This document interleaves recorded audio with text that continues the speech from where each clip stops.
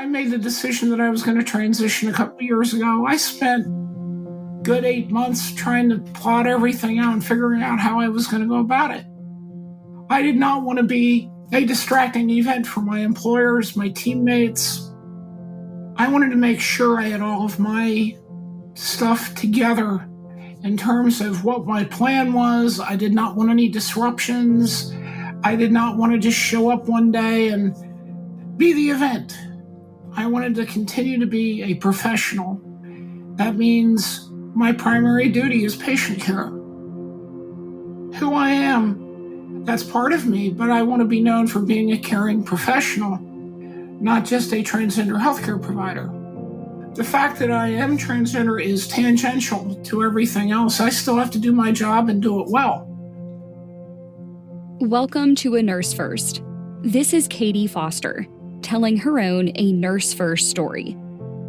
I have a doctorate from University of South Alabama, as well as my master's in nursing from the University of South Alabama. I've been an emergency nurse practitioner since 2016 when I graduated. I'm board certified as a family nurse practitioner, adult geriatric acute care nurse practitioner, and emergency nurse practitioner. I currently work at a small critical access hospital in rural Wyoming, Crook County Medical Services District, and there I provide emergency care to all patients that come in when I am on duty. If we all did everything we're supposed to do and we didn't make any mistakes in life, we'd go through life without needing any health care. But sometimes things just don't work out that way and people show up in your ER and they want care. And that's where in emergency nursing you can provide that. You serve as their advocate, you're right there in the middle of the circle with them, helping them get what they need.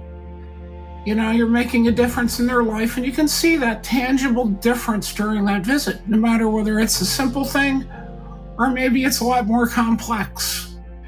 The reality of it is that, again, people have no idea who you are when they come to that ER. They just want you to take care of them. Now, it is interesting. Some of the people in the town where I'm at, they know that I'm transgender. Some of them do not. Some of them remember me from what I appeared as when I first went to that town and have no idea that it's me now. In her role in Wyoming, Katie cared for several long-term COVID-19 patients and their families. One in particular spent significant time with Katie before her transition. And when he returned to her care many months later, Katie's thoughts raced. Would he recognize her? Should she tell him? We have a swing bed rehab component. And we had this gentleman there. He was not that old, but he had long COVID and he had a lot of the complications. So I started taking care of him last year before I had made a lot of transitional changes. And took good care of him. We finally got him to the point where he could go home. And didn't see him for 5 or 6 months. Then in the interim, I had a number of things, surgeries and so forth, and continued to lose a lot of weight. And my appearance had changed dramatically from what it used to be till today. And he came in and he had a laceration to his hand. And I walked in and I said, "Hey, how can I help you today?" And I introduced myself. My name had changed. And I just went ahead and started taking care of him. And I had cleaned up his laceration, sutured it, and so forth. He was very happy with the procedure. And then I went over his discharge instructions, and I went out and I typed them up. I gave them to the nurse to go into review. And the nurse goes in and she starts talking to the patient. And the patient says, "Is so-and-so here? I haven't seen them in a while." And she went, "That was him." And actually, no, she said, "That was her." And he goes, "Her?" And she said, "Yeah, that used to be so-and-so." And the look in his face, he was just totally stunned. He and his wife were just totally stunned. So I went in and I talked to him for a little bit. He had no problem with it. He didn't. Neither did his wife. They don't care that I'm transitioning as much as they care whether I gave them good care. That's the bottom line. And, there have been people that have asked me. I remember this one woman, she was 84 years old. She said to me, "Are you one of them transgender people?" And I went, "Well, you must know, yes." And she said, "Okay, I was just wondering. You're taking good care of me. I don't care." That was the extent of our conversation. At the end of the day, you're going to be better off because you were genuine. You were your authentic self. You're not having to hide anything. You don't have to lie about anything. You don't have to make anything up. There's a whole great world out there if you just open up and you're yourself. You are who you are. Be proud of it. You recently received the World Professional Association for Transgender Health certification. Why was it important to you to obtain this certification? What insights can you provide to our nurses from this training? I've been trans since I was 4 or 5 years old. I've seen this from a child's perspective all the way through to an adult. I can't say that I had any idea where to get care over the years. And as I explored more of this, it became apparent to me that we needed more healthcare providers that could provide compassionate care, knowledgeable care. You can't just read a couple of protocols and just go winging it in a clinic. And, just my career has been based on learning and then applying that education to the clinical setting. As a DNP level provider, I want to provide the best evidence of care that I can provide.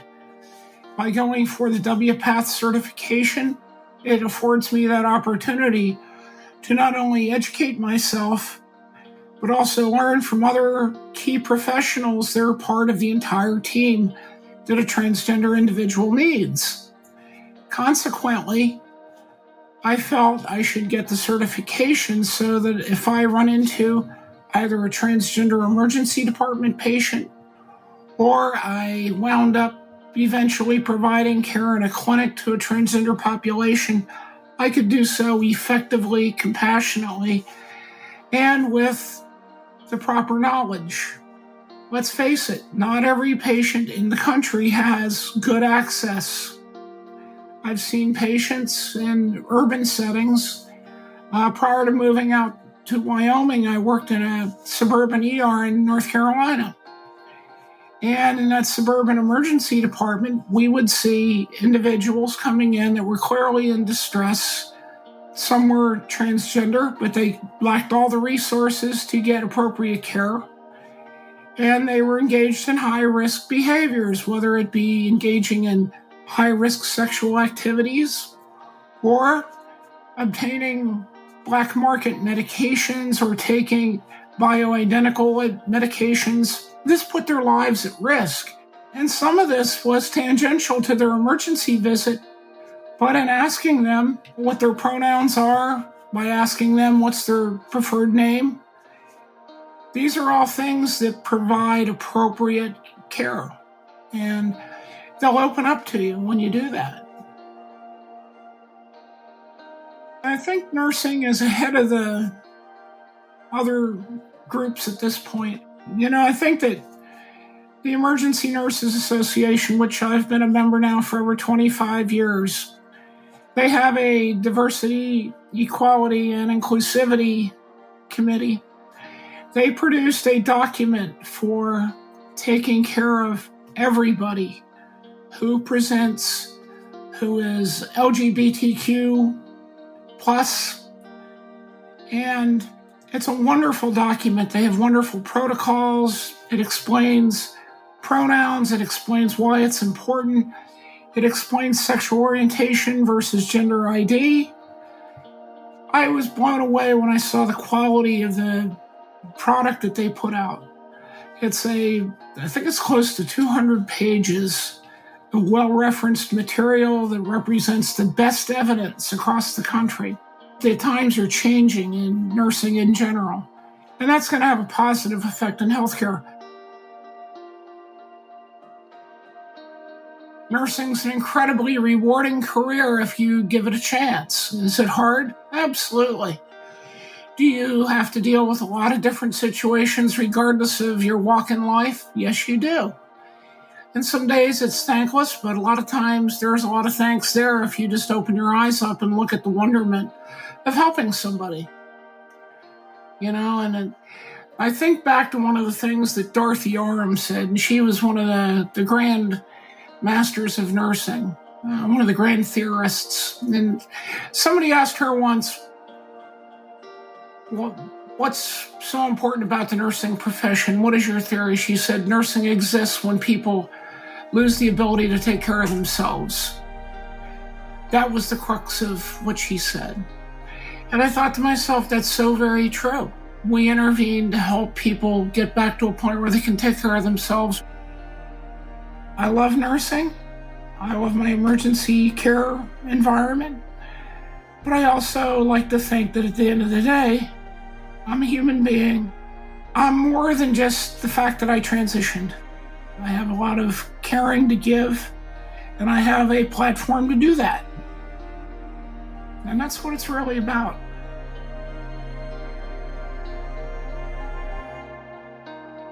Thank you for listening to A Nurse First from Sigma. If you loved this episode, do us a favor and subscribe, rate, and leave us a review. It is very much appreciated.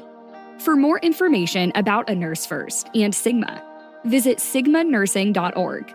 Until next time.